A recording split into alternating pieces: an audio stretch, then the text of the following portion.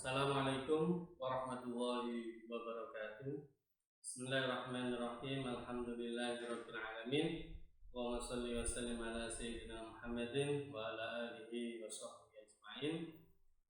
Bagaimana kabarnya anak-anakku sekalian? Semoga kalian semua dalam keadaan sehat walafiat. Baiklah anak-anakku sekalian, pembelajaran kali ini melalui daring kita akan membahas tentang makanan yang halal dan makanan yang haram. Bahwa tujuan pembelajaran kali ini kalian semua nanti setelah pembelajaran bisa memahami tentang makanan-makanan yang halal dan makanan-makanan yang haram. Yang kedua, kalian semoga nanti setelah pembelajaran bisa mengklasifikasikan atau mengelompokkan mana makanan yang halal dan mana makanan yang haram. Dan yang ketiga, kalian setelah proses pembelajaran nanti diharapkan bisa terbiasa atau membiasakan mengkonsumsi makanan yang halal dan menjauhi larangan dan menjauhi makanan yang haram. Baiklah anak-anakku sekalian, melalui video pembelajaran kali ini menjelaskan pengertian makanan-makanan yang halal dan makanan-makanan yang haram. Apa itu makanan yang halal? Mari kita pelajari pada pembelajaran melalui video kali ini. Makanan halal yaitu makanan yang diperbolehkan dikonsumsi sesuai dengan ketentuan Al-Quran dan hadis, serta makanan tersebut dapat menyehatkan jasmani dan rohani. Inilah pentingnya kenapa kita disuruh mengkonsumsi atau memakan makanan yang halal, agar tubuh kita, agar badan kita menjadi badan yang sehat, tidak mudah sakit, sehingga ketika kita melaksanakan pembelajaran, kita menuntut ilmu, bisa tetap semangat di dalam mencari ilmu. Kemudian di sisi lain, selain menyehatkan jasmani, juga dapat menyehatkan rohani. Apa itu yang dimaksud dengan menyehatkan rohani? Rohani kita, kejiwaan kita, hati kita menjadi sehat. Maksudnya apa, Pak? Maksudnya adalah ketika kita di dalam menjalankan ibadah, ketaatan kita kepada Allah Subhanahu wa taala berupa menjalankan perintah-perintah Allah dan menjauhi larangan-larangan Allah dengan izin dan pertolongan Allah. Dengan kesehatan rohani kita bisa melaksanakan perintah Allah dan menjauhi larangan-larangan Allah. Itu yang disebut dengan sehat jasmani dan rohani. Silakan diperhatikan di gambar. Di situ ada makanan-makanan yang dihalalkan oleh Allah. Apa dasar yang memerintah kita, yang mewajibkan kita untuk mengkonsumsi makanan-makanan yang halal dan menjauhi larangan-larangan yang makanan-makanan yang haram? Dasarnya yaitu Al-Quran, surat Al-Baqarah ayat 168, yang artinya, hai sekalian manusia, makanlah yang halal lebih baik dari apa yang terdapat di bumi. Dalam Al-Quran disebutkan, a'udzubillahi minasyaitonirrajim, ya ayyuhan nas kulu mimma fil ardi halalan thayyiba. Kita diperintah oleh Allah untuk mengkonsumsi makanan-makanan yang baik, dan makanan tersebut makanan yang halal. Tidak cukup baik saja, akan tetapi harus halal. Baik tapi tidak halal dilarang untuk dikonsumsi. Halal tapi tidak baik juga dilarang untuk dikonsumsi. Contohnya apa?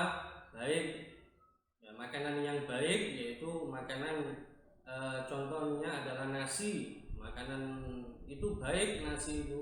Tapi ketika makanan tersebut, nasi tersebut tidak halal, maka hukumnya haram untuk dikonsumsi. Ketentuan-ketentuan makanan yang halal di samping di samping kita mengetahui makanan itu menyehatkan, kita juga harus memperhatikan apakah makanan itu halal. Makanan halal menurut ketentuan dalam fikih terbagi menjadi 3. Yang pertama, halal zatnya. Apa contohnya halal zatnya? Seperti nasi, roti, sayuran, buah-buahan, daging dari binatang hewan ternak yang disembelih, itu zatnya, bendanya memang halal dan diperbolehkan untuk kita konsumsi. Yang kedua, halal, ketentuan halal karena cara memperolehnya. Contohnya apa? Makanan yang dibeli dari hasil bekerja, atau makanan yang dibeli karena setelah mendapatkan hadiah. Contoh sekarang yang dari hasil bekerja, makanan yang kita beli, contohnya nasi, ya contohnya nasi atau roti atau cilok. Kalau yang mana zatnya itu adalah halal untuk dimakan. Kemudian dengan cara apa memperolehnya? Dengan cara membelinya dari hasil uang bekerja. Maka makanan tersebut makanan yang halal zatnya, dan makanan yang halal dari cara memperolehnya. Contoh yang mendapatkan hadiah, seumpama kalian disuruh oleh ibu kalian, kemudian karena sudah menjalankan perintah atau tugas dari ibu, sehingga ibu memberikan kalian uang, itu namanya bisa dikatakan hadiah dari ibu. Kemudian uang tersebut kamu belikan seperti beli cilok atau roti atau yang lainnya, maka makanan tersebut adalah makanan sesuai ketentuan, 1 zatnya, 2 cara memperolehnya. Yang ketiga, cara memperolehnya yang tidak kalah penting adalah cara memprosesnya atau cara memasaknya. Kita dalam memproses makanan harus menjadi makanan yang halal dengan cara-cara yang baik. Contoh, ketika kita mau mengkonsumsi nasi atau mau makan nasi, yang pertama diperhatikan yaitu berasnya. Beras ini berupa zat. Apakah zatnya ini halal? Oh iya, beras halal. Kemudian cara memperolehnya, sudah benar, diperoleh dengan cara membeli dari hasil bekerja. Kemudian yang ketiga, cara memprosesnya, bagaimana kita memprosesnya, memasaknya sehingga beras tersebut, nasi tersebut menjadi makanan yang halal, seperti memprosesnya, memasaknya. Setelah dibersihkan berasnya, kemudian dimasak menggunakan air yang suci, maka nasi yang dihasilkan itu adalah nasi menjadi makanan yang halal untuk dikonsumsi. Itu adalah cara memprosesnya. Ketika kita sudah terbiasa mengkonsumsi makanan-makanan yang halal, maka kita akan mendapatkan manfaat dari mengkonsumsi makanan-makanan yang halal. Manfaat yang pertama atau hikmah mengkonsumsi makanan yang halal, yang pertama adalah menyehatkan jasmani, badan kita menjadi sehat dikarenakan salah satunya faktor makanan-makanan yang dihalalkan oleh Allah Subhanahu wa taala. Kemudian yang kedua, dengan mengkonsumsi makanan yang halal memudahkan melaksanakan ketaatan ibadah kepada Allah. Dengan mengkonsumsi makanan-makanan yang halal, ketaatan ibadah kita kepada Allah dimudahkan oleh Allah, dilancarkan oleh Allah, diberi pertolongan oleh Allah, karena kita sudah perintah Allah yang tadi disebutkan dalam surat Al-Baqarah, yang mana Allah Ta'ala memerintah kita untuk mengkonsumsi makanan yang baik dan halal. Yang ketiga, hikmah dari mengkonsumsi makanan-makanan yang halal yaitu membersihkan hati. Hati kita bersih dari sifat sombong, dari sifat ujub, dari sifat riya, dari sifat hasud. Itu adalah hikmah yang ketiga dari mengkonsumsi makanan yang halal. Yang keempat, menjaga kehormatan. Kenapa Allah Subhanahu wa taala memerintahkan agar kita diwajibkan untuk mengkonsumsi makanan yang halal, diantaranya yaitu untuk menjaga kehormatan kita sebagai umat Islam. Ya. Kemudian yang kelima, doa mudah dikabulkan Allah.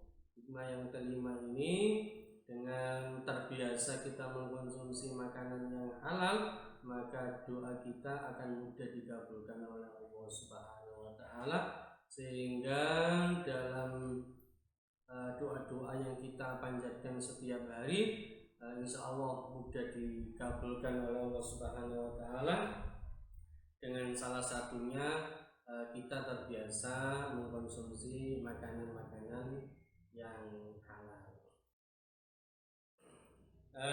Inilah penjelasan dari Pak Guru melalui video pembelajaran kali ini. Semoga dengan penjelasan yang singkat ini melalui video pembelajaran nanti kalian bisa lihat dan diamati, sehingga kalian semua bisa memahami pengertian makanan yang halal, bisa mengklasifikasikan, bisa mengelompokkan mana makanan yang halal, mana makanan yang haram. Dan yang ketiga, kalian bisa terbiasa untuk mengkonsumsi makanan yang halal dan menjauhi makanan yang haram. Demikian video pembelajaran pada kali ini, semoga ada manfaat dan gunanya. Saya cukupkan sekian. Wassalamualaikum warahmatullahi wabarakatuh.